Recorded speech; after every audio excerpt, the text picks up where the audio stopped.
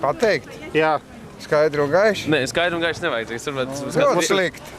Slikti. Mīlīt rēķina to, ka man ir pensija 160 tagad nogriez nost, jā. Un pat dzīvokli iemaksā 300 lati.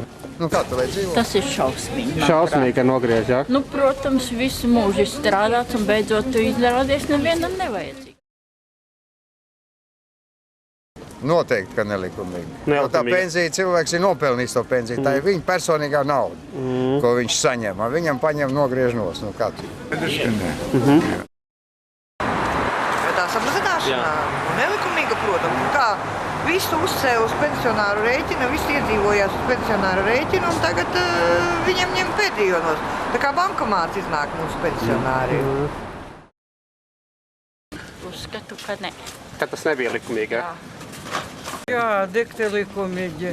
Dikti likumīgi. Pēdējā man bija 150 latu pensija, un tagad man 140, un knapi varu iztikt. Nu, knapi, kāda likumīga, nekas nav likumīgs. Tā bija vislielākā nekaunība, ko mūsu bagātie varas vīri varēja izdarīt, jo viņiem jau tas nesāp.